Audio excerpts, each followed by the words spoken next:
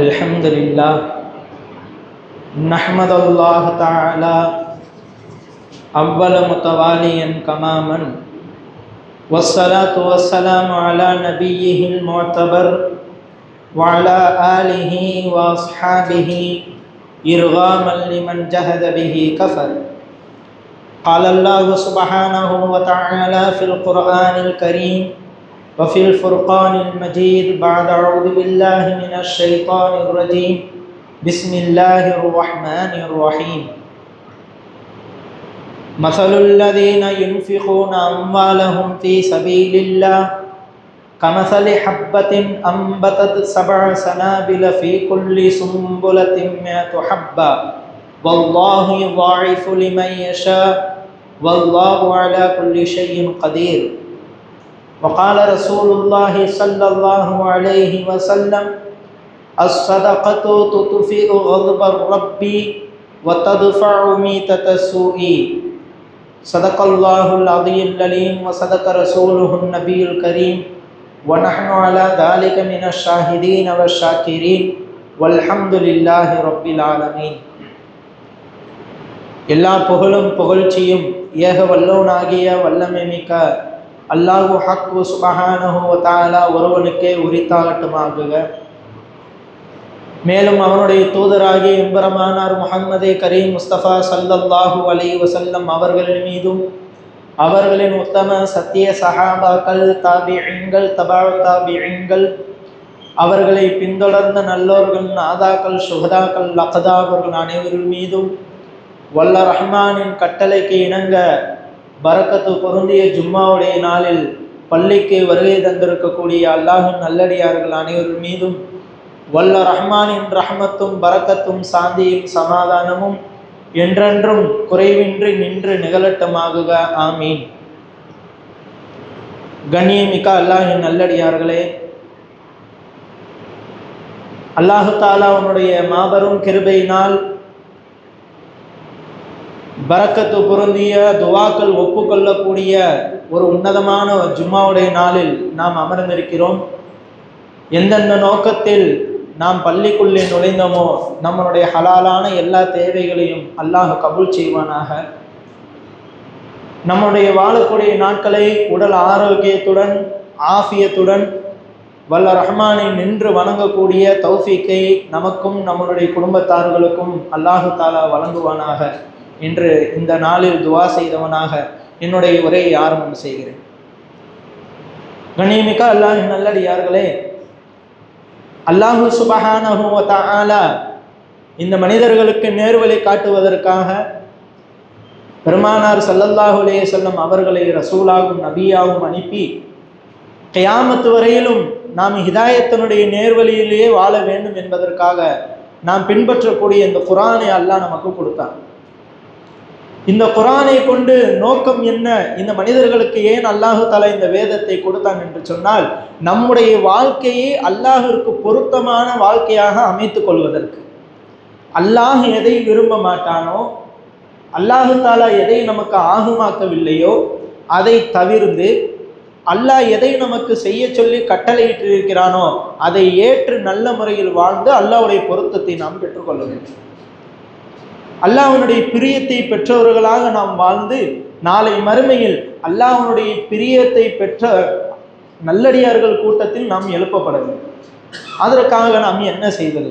குர்ஆனில் அல்லாஹ் எதை எதை காட்டி எதை சுட்டி காட்டி என்னுடைய பொருத்தத்தை பெற்றுக்கொண்ட மக்கள் என்று அல்லாஹ் குறிப்பிடுகிறான் என்று நாம் பார்க்கும்போது ஒரு 5 விஷயங்களை நாம் பார்ப்போம். குர்ஆனில் பல இடங்களில் அல்லாஹ் தஆலா இவர்களை நான் நேசிக்கிறேன், இவர்கள் என்னுடைய பிரியத்தை பெற்றுக்கொண்டார்கள் என்று கூறும் பொழுது இன்னல்லாஹ யுஹிப்புஸ் சாபிரீன், பொறுமையாளர்களை அல்லாஹு தஆலா பிரியப்படுகிறார். இன்னல்லாஹ யுஹிப்புல் முத்தவக்கிலீன், யார் எல்லா காரியங்களிலும் அல்லாஹ்வின் மீது நம்பிக்கை வைக்கிறார்களோ அப்படிப்பட்ட நம்பிக்கையாளர்களை அல்லாஹ் பிரியப்படுகிறான்.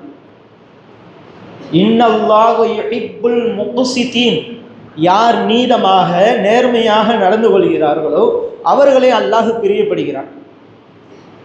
ஹதீஸில் நபி அவர்கள் சொன்னார்கள், இன்னல்லாஹ யுஹிப்பு சஹ்லத்தன், யார் மக்களிடத்தில் மென்மையான முறையில் நடந்து கொண்டு முகமலர்ச்சியுடன் இருக்கிறாரோ அவரை அல்லாஹ் பிரியப்படுகிறார். இன்னல்லாஹ யுஹிப்பு மஆலியல் அஹ்லாக், யார் நற்குணத்துடன் நடந்து கொள்கிறார்களோ அவர்களை அல்லாஹ் பிரியப்படுகிறார். இன்னும் ஏராளமான விஷயங்கள் இருக்கிறது. இப்போ முதலாவது விஷயம், பொறுமையாளர்கள் அல்லாஹ் பிரியப்படுறான்.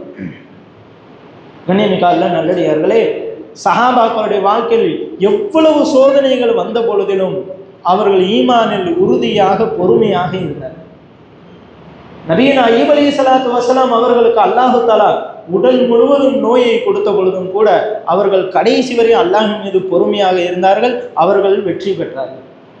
நபியனா யூனுஸ் அலைஹிஸ்ஸலாத்து வஸலாம் அவர்களை அல்லாஹ் மீனுடைய வயிற்றில் வைத்து அவர்களை சோதித்தான். அதில் அவர்கள் பொறுமையாக இருந்தார்கள். அவர்கள் வெற்றியை கண்டார்கள். நபியனா இப்ராஹிம் அலைஹிஸ்ஸலாத்து வஸலாம் அவர்களை அல்லாஹ் தஆலா பல சோதனைகளை அல்லாஹ் அவர்களுக்கு கொடுத்தான். நெருப்பு குண்டத்தில் தூக்கி போடும் பொழுது கூட அவர்கள் பொறுமையாக இருந்தார்கள். அல்லாஹ் எனக்கு உதவி செய்வான் என்ற நம்பிக்கையுடன் இருந்தார்கள். அல்லாஹ் தஆலா நெருப்பை குளிரச் செய்யதாக மாற்றிவிட்டான். நெருப்பு சுடும், நமக்கு தெரிந்ததும் அதான். நெருப்பு என்னங்க செய்யும்? சுடும். ஆனா அது அல்லாஹ் நாடினால்தான் சுடும். அதனாலதான் இப்ராஹிம் அலைஹிஸ்ஸலாத்து வஸலாம் அவர்களை சுட்டரிக்கவில்லை. அந்த நிலையிலும் கூட பொறுமையாக இருந்தார்கள். பொறுமைதான் நமக்கு மிகவும் அவசியமான ஒன்று. யார் பொறுமையாக இருக்கிறார்களோ அல்லாஹ் அவர்களுக்கு உதவியாக இருக்கிறார்.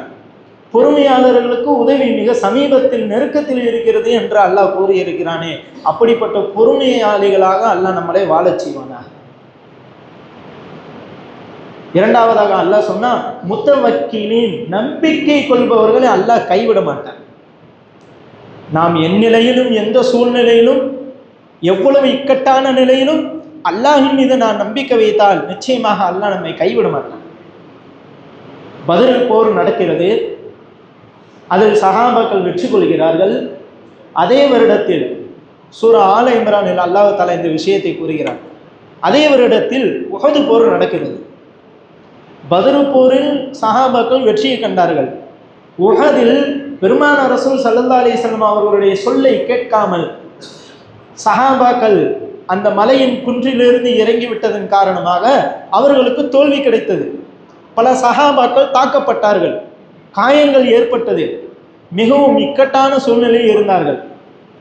உஹது நடக்குது. உஹது நடந்த மறுநாள் உஹதிலேயே பல சஹாபாக்கள் காயமடைஞ்சிட்டாங்க.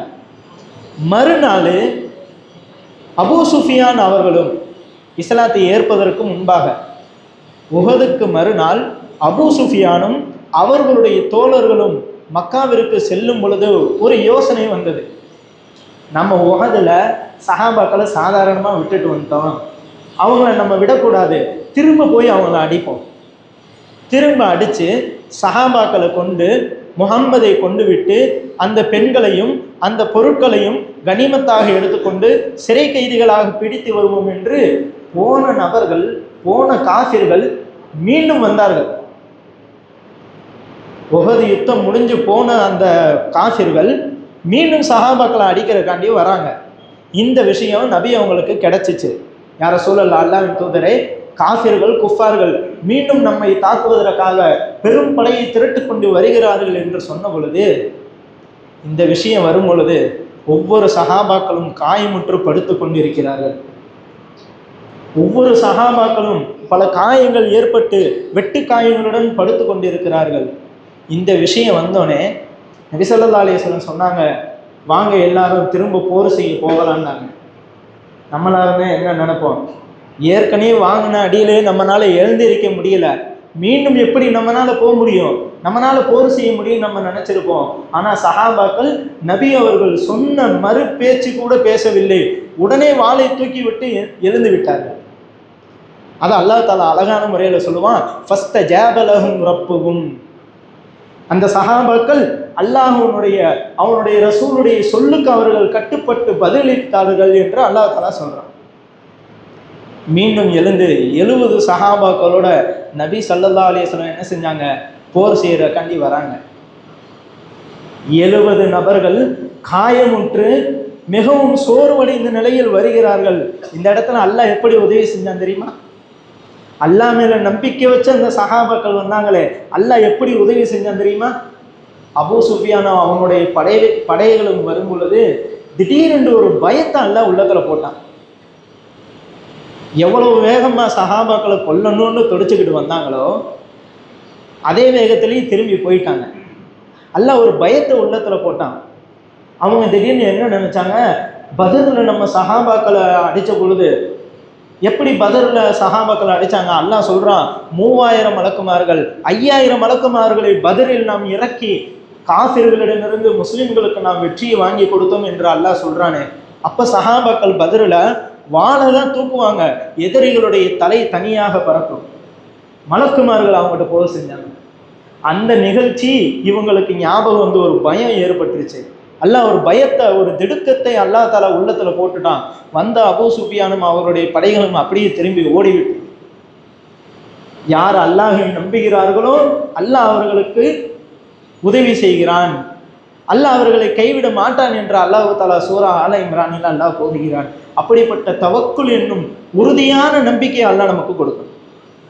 கஷ்டமான சூழ்நிலை வரும் பொழுது நம்ம என்ன நினைப்போம், அல்லாஹ் என்னையும் சோதிக்கிறான், வேற யாரையும் அல்லாஹ் சோதிக்கிறது இல்லை, எனக்கு மட்டும்தான் இந்த கஷ்டம் வருது, என்னைய மட்டும்தான் அல்லாஹ் தஆலா இப்படி சோதிக்கிறான்னு நினைக்கிறது மிகப்பெரிய தவறு. அந்த நிலையில நம்ம எப்படி இருக்கோம், அடியானை அல்லாஹ் சோதித்து அந்த நிலையில அடியான் என்ன இடத்துல எப்படி நடந்துக்கிறான்னு சொல்லிட்டு அல்லாஹ் எதிர்பார்க்கிறான்.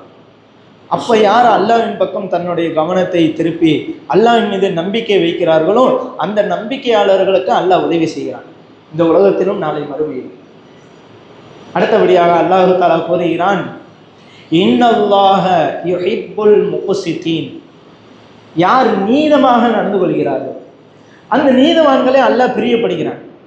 கண்ணியமிக்க நல்லடியார்களே, நீதம் என்றால் அரசர்களிடத்தில் மட்டும் இருக்கும் என்று நாம் எண்ணிவிடக் கூடாது. நீதம் என்பது எல்லா விஷயத்திலும் இருக்கிறது. குடும்பம் என்று நாம் எடுத்துக்கொள்ளும் பொழுது நமக்கு 2 பிள்ளைகள் இருக்கிறார்கள் என்று சொன்னால் ஒரு பிள்ளைக்கு ஒரு 10 ரூபா பிஸ்கட் வாங்கி தரோம், மூத்த பிள்ளைக்கு என்ன செய்கிறோம் 30 ரூபா பிஸ்கட்டு வாங்கி தரோம். இதுக்கும் நாளைக்கு கேள்வி இருக்கு. 2 பிள்ளைகளுக்குமே சமமானதை வாங்கி கொடுக்கணும். 2 பிள்ளைகளுக்கும் என்ன செய்யணும், சமமானதை வாங்கி கொடுக்கணும்.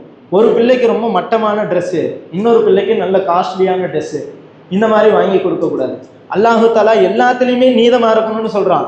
யார் நீதம் தவறாமல் வாழ்கிறார்களோ அப்படிப்பட்டவர்கள் நாளை எங்கே இருப்பார்கள் தெரியுமா, மனாபிரும் மின் நூரின் யௌமல் கியாமா, நாளை மறுமையில் ஒளியினாலான மேடைகளின் மீது இவர்கள் அமர்த்து வைத்திருப்பார்கள். இவர்களுக்கு அப்படிப்பட்ட ஒரு உயர்ந்த அந்தஸ்து அல்லாஹ் தஆலா கொடுக்குறான். அப்படிப்பட்ட நீதம் நம்மிடத்தில் எல்லா காரியங்களிலும் இருக்குது. நீதம் தவறாத மக்களாக அல்லாஹ் தஆலா நம்மை ஆக்குவானாக. கண்ணியமிக்க நல்லடியார்களே, இது ஒரு சாதாரணமான ஒரு அமல். எந்த அமல்? நபி ஸல்லல்லாஹு அலைஹி வஸல்லம் சொன்னாங்க, இன்னல்லாஹ யுஹிப்பு சஹலத்தன், இது ரொம்ப சின்ன ஒரு அமல், எல்லோருனாலும் இந்த அமலை செய்ய முடியும். இதனால கூட அல்லாஹ் தஆலா நம்மளை பெரியப்படுறான். யார் முகமலர்ச்சியுடன் இருக்கிறார்களோ, பிறரிடத்தில் எளிமையான முறையில் இலகுவான முறையில் யார் நடந்து கொள்கிறாரோ, எப்பொழுதுமே கடினமான குணத்துடன் நடந்து கொள்ளாமல் கோபமான பார்வையே பார்க்காமல் இலகுவான முறையில் முகமலர்ச்சியுடன் இருக்கிறார்களோ அவர்களை அல்லாஹ் பிரியப்படுகிறார். பெருமானார் ரசூல் ஸல்லல்லாஹு அலைஹி வஸல்லம் அவர்கள் எப்பொழுதும் முகமலர்ச்சியுடன் இருப்பார்கள். அவர்களை பார்த்த உடனே நமக்கு ஒரு சந்தோஷம் ஏற்படும். பாருங்களேன், சிலரை நம்மளை பார்க்கும் பொழுது முகமலர்ச்சியோட சந்தோஷமா பார்த்து சிரித்து பேசுவாங்க. அப்படி பேசும் பொழுது நமக்கு ஒரு இன்பம், நமக்கு ஒரு ஆறுதலாக இருக்கும். ஆனால் சிலர்கிட்ட நம்ம பேசினாலே நம்மகிட்ட முகம் கொடுத்து கூட பேச மாட்டாங்க, நேருக்கு நேரம் நம்மளை பார்க்க கூட மாட்டாங்க, எப்பவுமே கோபத்திலே இருப்பார், மூசா அலைஹிஸ்ஸலாம் மாதிரி. இப்படிப்பட்ட நபர்கள்ட்ட நம்ம என்ன செய்ய மாட்டோம், பேசுறதுக்கு விரும்ப மாட்டோம். நபி ஸல்லல்லாஹு அலைஹி வஸல்லம் அவங்க அவர்களை கொலை செய்வதற்காக வேண்டி எப்பொழுது அபூஜஹல் ஒரு அறிவிப்பு செய்தானோ, யார் ரசூல் ஸல்லல்லாஹு அலைஹி வஸல்லம் அவர்களை கண்டுபிடிக்கிறார்களோ, மக்காவிலிருந்து நபி அவர்கள் மதீனாவிற்கு ஹிஜ்ரத் செய்து போகும் பொழுது யார் நபி அவர்களை கண்டுபிடித்து என்னிடத்தில் கொண்டு வந்து கொடுக்கிறார்களோ அவர்களுக்கு 100 செந்நிற ஒட்டகத்தை நான் பரிசாக கொடுக்கிறேன் என்று அபூஜஹல் கூறிய பொழுது எல்லோரும் தேடுறாங்க. அப்ப சுராக்கா இந்த சஹாபி பின்னால் இஸ்லாத்தை ஏற்றுக்கொண்டார். எப்ப இந்த நிகழ்வு நிகழ்ந்ததற்கு பிறகு, அப்போ அவரு காசிரா இருக்காரு. சுராக்கா ரலியல்லாஹு அன்ஹு அவர்கள் பெருமானார் ரசூல் ஸல்லல்லாஹு அலைஹி வஸல்லம் அவங்கள பார்த்துட்டார். நபி அவங்கள பார்த்துட்டு, நான் உங்களை பார்த்த விஷயத்த எதிரிகள்கிட்ட சொல்லி 100 செந்நிற ஒட்டகங்களை நான் வாங்க போறேன் அப்படின்னு சொன்னார். இந்த விஷயத்த சொன்னோன்னே நபி அவங்க சிரிச்சாங்க. சிரிச்ச முகத்தோட தான் பார்த்தாங்க. என்ன ஆயிடுச்சுன்னு சொன்னா, பூமி அவர்களுடைய கால்களை உள்வாங்கி பிடித்து கொண்டது. அப்ப முகமதே, என்னை மன்னிச்சிருங்க, என்னை விட்டுருங்க, நான் உங்களை காட்டி கொடுக்க மாட்டேன் அப்படின்னு சுராக்கா ரலியல்லாஹு அன்ஹு சொன்னப்ப நபி அவங்க விட சொன்னாங்க. பூமிக்கு கட்டளை இட்டாங்க. அப்பொழுது அந்த பூமி விட்டுருச்சு. திரும்ப அவர் சொன்னாரு, நான் போய் உங்களை காட்டி கொடுக்க போறேன், எதிரிகள்கிட்ட நான் உங்களை காட்டி கொடுக்க போறேன் அப்படின்னு சொல்லி அந்த சுராக்கா ரலியல்லாஹு அன்ஹு சொன்ன பொழுது மீண்டும் அவர்களை பூமி உள்வாங்கி கொண்டதை பிடித்து கொண்டது. மீண்டும் நபி அவங்ககிட்ட கெஞ்சுறாங்க. இந்த மாதிரி 3 தடவை நடக்குது. 3 தடவையுமே நபி அவங்க கோபப்படலை. சுராக்கா அவர்களை பார்த்து நபி அவர்கள் வெறுப்பு பார்வை, கோப பார்வை பார்க்கவில்லை. இதனால சுராக்கா ரலியல்லாஹு அன்ஹு என்ன செஞ்சுட்டாங்க, எதிரிகளை கூட நபி அவர்கள் முகமலர்ச்சியுடன் பார்த்ததின் அந்த ஒரு அமலின் காரணமாக சுராக்கா ரலியல்லாஹு அன்ஹு அவர்கள் இஸ்லாத்தை ஏற்றுக்கொண்டார். இப்படிப்பட்ட ஒரு முகமலர்ச்சியை, எல்லோரிடத்திலும் இலகுவான முறையில் நடந்து கொள்வதை அல்லாஹ் தஆலா பிரியப்படுகிறார். மேலும் நபி அவங்க சொன்னாங்க, இன்னல்லாஹ மஆலியல் அஹ்லாக், நற்குணத்துடன் நடந்து கொள்பவர்களை அல்லாஹ் பிரியப்படுகிறான். நற்குணத்துடன் நடந்துக்கணும். பெருமானார் ஸல்லல்லாஹு அலைஹி வஸல்லம் அவர்களை பல காஃபிர்கள், குஃபார்கள், யூதர்கள், நசராக்கள் பார்த்து மிகவும் வியந்தது இந்த நற்குணத்தை கொண்டுதான். சிறியவர்களிடத்திலும் நற்குணத்துடன் நடந்து கொள்வாங்க நபி ஸல்லல்லாஹு அலைஹி வஸல்லம். பெரியவங்கட்டையும் பணிவான முறையில் நற்குணத்தோடு நடந்து கொள்வாங்க. அந்த நற்குணம் நம்ம எல்லோருக்கும் வேணும். இப்பொழுது இந்த உலகத்தில் வாழக்கூடிய சிறியவர்கள் முதல் பெரியவர்கள் வரை இந்த அஹ்லாக் என்ற நற்குணம் எல்லோரிடத்திலும் இருக்க வேண்டும். குடும்பத்திலேயும் அந்த அஹ்லாக் இருக்கு, பொதுமக்கள்கிட்டையும் அந்த அஹ்லாக் இருக்கு. நபி அவங்க சொல்லுவாங்க, 2 நபர்கள் தான் சுவனத்தில் நுழைய முடியும். ஒன்று தக்குவல்லா, அல்லாஹ்வை அஞ்சி வாழக்கூடியவர்கள், அஹ்லாக் உடையவர்கள், நற்குணம் உடையவர்கள். இவர்கள் இருவரும் தான் சுவனம் நுழைய முடியும் என்று நபி அவங்க சொன்னாங்க. அந்த 2 தன்மை நம்மகிட்ட இருக்கா, நம்ம சிந்திச்சு பார்க்கணும். மேலும் யார் நபி ஸல்லல்லாஹு அலைஹி வஸல்லம் அவர்களை நபி அவர்களை பிரியப்படுகிறார்களோ அவர்களை நான் பிரியப்படுகிறேன் என்று சொன்னார்கள். நபி அவர்களின் பிரியத்தை நாம் எப்படி பெற முடியும்? நபி அவர்கள் எந்த வழியில் வாழ்ந்து காட்டினார்களோ அதன்படி வாழ்ந்தாங்கன்னா நம்மளுடைய வாழ்க்கையை அல்லாஹ்விற்கு பிரியமானதாக மாறும். கண்ணியமிக்க அல்லாஹ் நல்லடியார்களே, அல்லாஹ் சுப்ஹானஹு வ தஆலா இந்த உம்மத்திற்கு தொழுகையை கடமையாக்கி இருக்கான். இந்த தொழுகை இருக்குதே, அது நம்மளிடத்துல எப்படி இருக்குன்னு சொன்னா, சில நபர்கள் வருடத்திற்கு ஒரு தடவை தொழுகிறாங்க, சிலர் மாசத்துல ஒரு தடவை தொழுகிறாங்க. வருடத்துல என்னைக்காவது நம்ம யாரையாவது பார்க்கலாம், ஈதுல வந்து நிற்பாரு. அப்ப நம்ம அதிகப்படியான 6 தக்பீர் கட்டும்போது அவர் ருக்கு சஜதா செஞ்சுக்கிட்டு இருப்பார். அந்த நிலையில இருக்கு தொழுகை. சிலர் வாரம் தொழக்கூடியவர்கள் இருக்காங்க, ஜும்மாவுக்கு தொழக்கூடியவங்க இருக்காங்க. கண்ணியமிக்காரெல்லாம் நல்லடியார்களே, அல்லாஹ்வுடைய பிரியம் இந்த தொழுகையை கொண்டு இருக்கிறது. யார் தொழுகையை தொழுகவில்லையோ அவர்களை அல்லாஹ் வெறுக்கிறான். தொழுகையை நம்ம சாதாரணமான அமலா கருதுறோம். சஹாபாக்கள் அதை பெரும் பாவமாக கருதினார்கள். எந்த சஹாபாக்களும் தொழுகையை விடல, ஆனால் தொழுகையை விடுவதை பெரும் பாவமாக கருதினார்கள். கண்ணியமிக்காரெல்லாம் நல்லடியார்களே, இந்த ஹதீஸை நாம் நினைவு கொள்ள வேண்டும். எல்லோரும் இந்த ஹதீஸை மனதில் பதிய வைத்துக் கொள்ளுங்கள். பெருமானார் ரசூல் ஸல்லல்லாஹு அலைஹி வஸல்லம் அவங்க சொன்னாங்க, மன் தரக ஸலாத்தன் அன் வக்தி. இந்த ஹதீஸை நல்ல முறையில் நம்ம சிந்திக்க வேண்டும். யார் தொழுகையை அதனுடைய நேரத்தில் தொழுகாமல் விட்டு விட்டார்களோ, தொழுகலன்னு சொல்லல, இந்த ஹதீஸில் எப்படி இருக்குங்க, யார் தொழுகவில்லைன்னு சொல்லல, யார் தொழுகையை அதனுடைய நேரத்தில் தொழுகவில்லை, 80 வருடங்கள் அவர் நரகத்தில் தண்டிக்கப்படுகிறார். உதாரணமா லுஹருடைய தொழுகையை லுஹர் நேரத்தில் தொழுகாம அவர் எங்க பீச்சுக்கு போயிட்டாரு, இல்லை ஏதோ ஒரு வேலையா போயிட்டாரு, தொழுக நேரம் இருந்தும் தொழுகல்ல, அதை அந்த நேரத்தில் தொழுகாம லுஹருடைய நேரத்தில் அந்த லுஹருடைய தொழுகையை தொழுகாம மக்ரிப் தொழுவிட்டு அதை கலா செய்கிறார். ஆக மொத்தம் தொழுதுட்டாரு. அவர் தொழுகாமல்லாம் இல்லை, தொழுகையை அதனுடைய நேரத்தில் தொழுகாம கதா செஞ்சார். இப்படிப்பட்ட நபருக்கு நபி அவங்க சொன்னாங்க, தொழுகையை அதனுடைய நேரத்தில் தொழுகாமல் வீணான காரியங்களை கழித்து விட்டு வேறொரு நேரத்தில் கதா செய்யக்கூடியவர்கள் 80 வருடங்கள் நரகத்தில் தண்டிக்கப்படுவார்கள் சொன்னாங்க. இந்த ஹதீஸனுடைய தொடர்ச்சியை பாருங்க. 80 வருடங்கள், அதில் ஒரு வருடம் என்பது 360 நாட்களை கொண்டது, அதில் ஒரு நாள் என்பது நீங்கள் எண்ணக்கூடிய 1000 வருடங்களுக்கு சமமானதுன்னு சொன்னாங்க. எத்தனை ஆண்டுகள் இருக்கு? அல்லாஹ் பாதுகாக்கணும். தொழுகையை விட்டவர் கிடையாது, வேற ஒரு நேரத்தில் கலா செய்தவர். இவருக்கே இந்த நிலை இருக்கிறது என்று சொன்னால் தொழுகை விட்டவர்களுடைய கதை என்னவாகும்? இந்த மார்க்கம் தொழுகைக்கு எவ்வளவு ஒரு முன்னுரிமையை கொடுக்கிறது. நீங்கள் நின்று தொழுகுங்கள், உடல் முடியவில்லை, நோயாளிகளாக இருக்கிறீர்களா, உட்கார்ந்து கொண்டு தொழுகுங்கள். உட்கார்ந்து கொண்டு உங்களால் தொழுக முடியவில்லையா, படுத்துக்கொண்டு நீங்கள் கண்களை ஈமா செய்த அசைத்தாவது நீங்கள் தொழுகுங்கள். பயணத்தில் இருக்கிறீர்களா, நீங்கள் எந்த திசையை வேண்டுமானால் முன்னோக்கி தொழுகுங்கள். 4 ரக்காத்துகளை 2 ரக்காத்தாக கசராக சுருக்கி கொண்டு நீங்கள் தொழுகுங்கள். தண்ணீர் கிடைக்கவில்லையா, தயமம் செய்து தொழுகுங்கள் என்று தொழுகைக்காக இந்த மார்க்கம் எவ்வளவு விஷயங்களை ருக்ஸத்து கொடுக்குது. ஆனா மனிதன் தொழுகையில் எவ்வளவு பொடும்போக்குத்தனமாக இருக்கான்,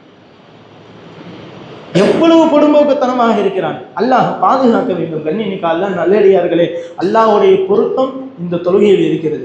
தொழுகை என்பது நாம் அல்லாஹ்விடத்தில் நேரடியாக பேசக்கூடிய ஒரு அமல். நபிகள் கோமான் ஸல்லல்லாஹு அலைஹி வஸல்லம் சொன்னாங்க, தொழுகையில நீங்க அல்லாஹ்வை பார்க்கிறீர்கள், உங்களால் அல்லாஹ்வை பார்க்க முடியவில்லையா, அல்லாஹ் உங்களை பார்த்து கொண்டிருக்கிறான், அந்த நினைவுடன் நீங்கள் தொழுகுங்கன்னு சொன்னாங்க. நம்முடைய தொழுகை எப்படி இருக்கு, நம்மளுடைய சிந்தனைகள் எப்படி இருக்கு, நம்மளுடைய கவனங்கள் எங்க இருக்கு, சிந்தித்து பார்க்க வேண்டும். கண்ணியமிக்க அல்லாஹ் நல்லடியார்களே, நாம் ஏதோ தொழுகிறோம், அதிலேயும் குறையுடன் நாம் தொழுகிறோம். அல்லாஹ் பாதுகாக்க வேண்டும். நாம் செய்யக்கூடிய ஒவ்வொரு அமலும் அது அல்லாஹ்விற்கு பொருத்தமான அமலாக அமைய வேண்டும், வீணானதாக ஆகிவிடக்கூடாது. அல்லாஹ் நபி ஸல்லல்லாஹு அலைஹி வஸல்லம் சொன்னாங்க, நீங்க அல்லாஹ்வுடைய பொருத்தத்தை பெற்றுக்கொள்ள வேண்டுமா, அல்லாஹ் உங்கள் மீது கோபமாக இருந்தால் அந்த கோபத்தை நீங்கள் தணிக்க வேண்டுமா, தனிமையில அல்லாஹ்விடத்தில் நீங்க அழுது தௌபா செய்யுங்கன்னு சொன்னாங்க. தனிமையில நமக்கு அழுக வருதா, அல்லாஹ்வுடைய பயம் வருதா, தௌபா செஞ்சிருக்குமா? கண்ணியமிக்க அல்லாஹ் நல்லடியார்களே, சக்கராத்துடைய நிலை வரும் பொழுது நமக்கு என்னதான் பயம் வந்தாலும் அந்த இடத்தில் நம்மால் தௌபா செய்ய முடியாது. சக்கராத்துடைய நிலை வந்து விட்டால் நம்மளால என்ன செய்ய முடியாது, தௌபா செய்ய முடியாது. நாம் வாழும் பொழுதே அல்லாஹ்விற்கு பயந்து நாம் எந்த அமலில் குறைபாடுடன் இருக்கிறோமோ அதற்காக வேண்டிய அல்லாஹ்விடத்தில் தௌபா செய்ய வேண்டும். தௌபா செய்து அல்லாஹ்வுடைய கோபத்தை தணித்து அல்லாஹ்வுடைய பொருத்தமான அமல்களை நாம் செய்ய வேண்டும். நபி ஸல்லல்லாஹு அலைஹி வஸல்லம் சொன்னாங்க, அஸ்ஸதகத்து துத்ஃபிஉ கல்பர் ரப்பி, அல்லாஹ்வுடைய பாதையில் நீங்கள் அதிகமாக சதகா செய்யுங்கள், அல்லாஹ்வுடைய கோபம் தணிந்து விடுகிறதுன்னு சொன்னாங்க. அல்லாஹ்வுடைய பாதையில் நீங்கள் அதிகமாக சதகா செய்யுங்கள், அது அல்லாஹ்வுடைய கோபத்தை தணிக்கக்கூடியது. அபாரண மரணங்களை விட்டும் தடுக்கக்கூடியது. அல்லாஹ் பாதுகாக்க வேண்டும். ஒவ்வொரு நாளும் நம்ம எழுந்து ஒரு செய்தி கேட்கும் பொழுது ஒரு அபாரணமான மவுத்து, எங்கேயாவது ஒரு இடத்துல விபத்து நடந்துகிட்டே இருக்கு. பாருங்க, சமீபமாக 2 நாளைக்கு முன்னாடி கூட 42 இந்தியர்கள் இங்கேருந்து என்ன செஞ்சாங்க, மக்காவுக்கு போயிருந்தாங்க, உம்ராவுக்கு போயிருந்தாங்க. 42 பேர் பஸ்ஸில் போகும் பொழுது லாரி மோதி பஸ்ஸு வெடிச்சு என்ன செஞ்சுட்டாங்க, எல்லோரும் ஷஹீதாக்கப்பட்டாங்க. அதில் 11 குழந்தைகள் இருந்தாங்க. அல்லாஹ் பாதுகாக்க வேண்டும். கண்ணியமிக்க அல்லாஹ் நல்லடியார்களே, ஒவ்வொரு நாளும் இந்த நிகழ்ச்சி, இந்த நிகழ்வு, இந்த செயல் நடந்து கொண்டே இருக்கிறது. அப்படிப்பட்ட அபாரணமான மௌத்தை விட்டும் அல்லாஹ் நம்மளை பாதுகாக்க வேண்டும். அதனுடைய பாருங்க, யார் அதிகமாக சதக்கா செய்கிறாங்களோ அந்த மௌத்தை விட்டும் அல்லாஹ் பாதுகாக்கும். அல்லாஹ் சுப்ஹானஹு வ தஆலா சொல்றான், சதக்காவை நீங்கள் எடுத்து பாருங்கள், மஸலுல்லதீன யுன்ஃபிகூன அம்வாலஹும் ஃபீ சபீலில்லாஹ், யார் அல்லாஹ்வுடைய பாதையில் தான தர்மம் செய்கிறார்களோ கமஸலி ஹப்பத்தின், அது ஒரு வித்தை போன்று. ஒரு விதையை நம்ம போட்டால் என்னங்க ஆகும், அதிலிருந்து பல வித்துக்கள் வரும், அதிலிருந்து பல தானியங்கள் வரும். அதே போன்றுதான் சதக்கா என்பது 700 மடங்காக 1000 மடங்காக வல்லாஹு யுதாயிஃபு லிமன் யஷா தான் நாடியவர்களுக்கு ரெட்டிப்பாக பன்மடங்காக அல்லாஹ் தஆலா கொடுக்கிறான் என்று சொன்னால் அந்த சதக்காவினுடைய நிலை நம்மிடத்தில் எப்படி இருக்கிறது? பெருமானார் ரசூல் ஸல்லல்லாஹு அலைஹி வஸல்லம் சொன்னாங்க, சதக்கா செய்வதால் உங்களுடைய செல்வம் குறையும் என்று நீங்கள் எண்ணி விடாதீர்கள். சதக்கா என்பது உங்களுடைய செல்வத்தை அது குறைக்காது, மாறாக அதை அதிகப்படுத்தக்கூடியது என்று ரசூல் ஸல்லல்லாஹு அலைஹி வஸல்லம் சொன்னாங்க. எனவே கண்ணியமிக்க நல்லடியார்களே, 5 பொன்னான விஷயங்களை நாம் கேட்டு இருக்கிறோம். இதை நம்மளுடைய வாழ்க்கையில அதை அமலுக்கு கொண்டு வர வேண்டும். மற்ற விஷயங்களை ஏதோ ஒரு மேடையில யாரோ என்னென்னமோ பேசுறாங்க. ஆனா இந்த ஜும்மாவுடைய மேடை என்பது வெறுமனே கேட்பதற்காக மட்டுமல்ல, நம்மளுடைய வாழ்க்கையாக அதை அமைத்துக் கொள்வது. பொறுமை, அல்லாஹ்வின் மீது நம்பிக்கை,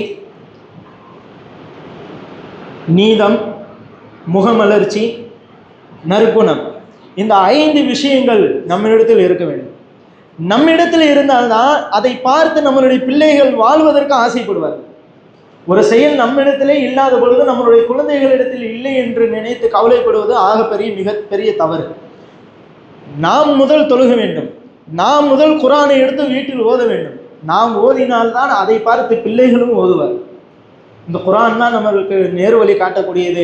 இந்த குர்ஆனை ஓதுங்கள், அதை படியுங்கள், அதை சிந்தியுங்கள், அதன்படி உங்களுடைய வாழ்க்கையை மாற்றிக்கொள்ளுங்கள். இந்த குர்ஆன் தான் நாளை மறுமையில் நமக்கு சிபாரிசு செய்யக்கூடியது. நம்மளுடைய கபரில் நமக்கு தோழனாக இருக்கக்கூடியது இந்த குர்ஆன். சிராத்துல் முஸ்தகீம் பாலத்தில் நம்மளுக்கு தோழனாக இருக்கக்கூடியது இந்த குர்ஆன். குர்ஆன் தான் நம்மளுடைய வாழ்க்கை. அந்த குர்ஆனை கொன்றுதான் நமக்கு வெற்றி இருக்கிறது. அப்படிப்பட்ட குர்ஆன் ஓதக்கூடிய தௌஃபீக்கை நம்ம அனைவருக்கும் அல்லாஹ் தஆலா கொடுப்பானாக. வாழும் காலமெல்லாம் நம்மளுடைய ஒவ்வொரு நாவினுடைய அசைவுகளையும் குர்ஆன் ஓதக்கூடியதாக, அல்லாஹ்வை திக்ர் செய்யக்கூடிய நாவுகளாக நம்மளுடைய நாவுகளை அல்லாஹ் ஆக்குவானாக. ஹஜ்ரத் அபூ ஹுரைரா ரலியல்லாஹு அன்ஹு பெருமானார் ரசூல் ஸல்லல்லாஹு அலைஹி வஸல்லம் கிட்ட கேட்டாங்க, யா ரசூலல்லாஹ், அல்லாஹ்வின் தூதரே, எனக்கு ஒரு உயர்ந்த அமலை கற்றுத்தாருங்கள், அதை நான் என்னுடைய வாழ்க்கையில் செய்வதை கொண்டு அல்லாஹ்வுடைய பொருத்தத்தை அடைய வேண்டும் என்று சொன்ன பொழுது பூமான் ரசூல் ஸல்லல்லாஹு அலைஹி வஸல்லம் சொன்னாங்க, உங்களுடைய நாவுகளை எப்பொழுதும் அல்லாஹ்வுடைய திக்ரிலேயே நிலைக்க செய்வாயாக. நம்மளுடைய நாவு எப்பொழுதுமே அல்லாஹ்வை திக்ர் செய்யணும், எப்பொழுதுமே குர்ஆனை ஓதணும். ஏதேதோ காரியங்களை, வீணான காரியங்களை பேசக்கூடிய இந்த நாவு அல்லாஹ்வை நினைவு படுத்தக்கூடிய நாவாக இருக்க வேண்டும். அல்லாஹ்வை பற்றி பேசக்கூடியதாக இருக்க வேண்டும். இது கலாமுல்லா, இது அல்லாஹ்வுடைய பேச்சு. இந்த குர்ஆனை ஓதக்கூடிய தௌஃபீக்கை நம் அனைவருக்கும் அல்லாஹ் கொடுப்பானாக. நம்மளுடைய வீடுகளில் ஓதும் பொழுது அதில் அல்லாஹ் தஆலா பரக்கத்தையும் சக்கீனத்திலும் மன நிம்மதியும் அல்லாஹ் தஆலா நம்மளுடைய வீட்டில் இருக்கிறான். எந்த வீட்டில் குர்ஆன் ஓதப்படவில்லையோ அந்த வீடு பாலடைந்த வீடை போன்று இருக்கிறதுன்னு சொன்னாங்க நபி ஸல்லல்லாஹு அலைஹி வஸல்லம் அவர்கள். அப்படிப்பட்ட பாலடைந்த வீடாக நம்மளுடைய வீடுகளை ஆக்கிவிட வேண்டாம். நம்மளுடைய வீடுகளை பள்ளிவாசல்களை போன்று பிரகாசமாக ஆக்கிடுங்கள். கண்ணியமிக்க நல்லடியார்களே, அல்லாஹ் தஆலாவுடைய மகப்பெரும் கிருபையினால் அப்படிப்பட்ட குர்ஆன் ஓதக்கூடிய மதரசாக்கள் எங்கெங்கேயோ எத்தனையோ ஆரம்பித்து அல்லாஹ்வுடைய கிருபையால் மிக சிறப்பான முறையில் நடைபெற்று கொண்டிருக்கிறது. அந்த அடிப்படையில் மதுரை அல் ஜாமியா மாதிரு சாதா அரபிக் கல்லூரி, மதுரை JMS அரபு கல்லூரி 40 ஆண்டுகளுக்கு மேலாக 50 ஆண்டுகளை தொடக்கூடிய நம்முடைய மதரசா அல்லாஹ்வுடைய கிருபையினால் 70 ஆலிம்களை வெளியாக்கி இருக்கிறது. 50 ஹாஃபில்களை அல்லாஹ்வுடைய கிருபையில் வெளியாக்கி ஒவ்வொரு ஆலிம்களும் ஹாஃபில்களும் பல இடங்களில் தங்களுடைய ஹித்மத் பணியை செய்து கொண்டிருக்கிறார்கள். இது ஒரு மிகப்பெரிய ஒரு உன்னதமான அமல். இதை ஆரம்பித்து நல்ல முறையில் கியாமத் வரை நடப்பதற்கு அல்லாஹ் தஆலா தௌஃபீக் செய்வானாக. எந்த நோக்கத்தில் மௌலானா அஷ்ரஃப் அலி மன்பை ஹஸரத் அவர்கள் ஆரம்பித்தார்களோ அவர்களுடைய நீயத்தை அல்லாஹ் கபூல் செய்து அவர்களுடைய கபர்களை அல்லாஹ் பிரகாசமாக்கி வைப்பானாக. அப்படிப்பட்ட மதரசாவிலிருந்து வந்திருக்கிறோம். கண்ணியமிக்க நல்லடியார்களே, அந்த மதரசாவின் மாணவர்களுடைய தேவைக்காக வேண்டி தாங்கள் தாராளமாக உதவி செய்யுங்கள். நம்மளுடைய மதரசா மார்க்க கல்வி மட்டுமல்லாமல் பொது சேவையிலும் பணியாற்றி கொண்டிருக்கிறது. MIWS பைத்துல் மால் என்று சொல்லக்கூடிய பைத்துல் மாலில் கிட்டத்தட்ட 1000 ஏழை குமர்களுக்கு இலவசமான முறையில் திருமணம் செய்து வைத்து கொடுக்கப்பட்டிருக்கிறது. ஒவ்வொரு குமர்களுக்கும் தேவையான வீட்டிற்கு தேவையான அனைத்து பொருட்களும் 50,000 மதிப்புள்ள பொருட்கள் வழங்கப்படுகிறது. 10,000 ரூபாய் ரொக்கமாக வழங்கப்படுகிறது. இப்படி கிட்டத்தட்ட 1000 குமர்களுக்கு இலவசமான முறையில் திருமணம் செய்து வைக்கப்பட்டிருக்கிறது. இப்படிப்பட்ட மார்க்க சேவைகளை அல்லாஹ்வுடைய கிருபையினால் 50 வருடங்களாக சிறப்பான முறையில் நாம் செய்து வருகிறோம். அந்த அடிப்படையில் தாங்களும் இந்த மதரசாவிற்காக உதவி செய்யுங்கள். மதரசாவினுடைய மாணவர்கள் ஒரு மாணவர் ஒரு ஜுசு ஒரு நாளைக்கு பழைய பாடம் பார்க்கணும்னு சொன்னால் குறைஞ்சது ஒரு 10 தடவையாவது அந்த ஜுசு ஓதிடுவார். அப்போ ஒரு மாணவர் ஒரு நாளைக்கு 10 ஜுசு ஓதுறாரு. அப்போ 40 மாணவர்கள் எத்தனை ஜுசு ஓதுறாங்க? 400 ஜுசுக்கள் ஆச்சு. நம்மனால ஒரு நாளைக்கு ஒரு ஜுசு ஓத முடியுமா? நேரம் கிடைக்குதா? ஆனால் ஒரு நாளைக்கு நம்மளால 400 ஜுசு ஓத முடியுமாங்க? ஆனால் அந்த 400 ஜுசு ஓத நன்மைகளை நம்மளால பெற முடியும். யார் மார்க்க கல்விக்காக வேண்டி உதவி செய்கிறாரோ, அத்தாலு அலல் ஹைரி கஃபாயிலிஹி, யார் மார்க்கத்திற்காக உதவி செய்கிறார்களோ, அதற்காக வேண்டி அறிவித்து கொடுக்கிறார்களோ, அவர்கள் செய்வதை போன்றே இவர்களுக்கும் கூலி இருக்கிறது. அதிலிருந்து எந்த ஒரு குறைவும் ஏற்படாமல் அதிகமும் ஏற்படாமல் அந்த கூலியை அல்லாஹ் அப்படியே கொடுக்கிறான். எனவே கண்ணியமிக்க அல்லாஹ் நல்லடியார்களே, அல்லாஹிற்காக வேண்டி மனமுவர்ந்து தாராளமான முறையில் இந்த மதரசாவிற்காக உதவி செய்யுங்கள். வல்ல ரஹ்மான் உங்களுடைய அமலையும் என்னுடைய அமலையும் கபூல் செய்து கொள்வானாக. நாம் எந்த நோக்கத்தில் இந்த பள்ளியில் ஒன்று கூட இருக்கிறோமோ நம்மளுடைய தேவைகளை அல்லாஹு தாலா நிறைவேற்றி வைப்பானாக. இதே கூட்டத்தார்களை நாளை மறுமையில் அல்லாஹு தாலா சோனவாதிகளாக எழுப்பிச் செய்வானாக.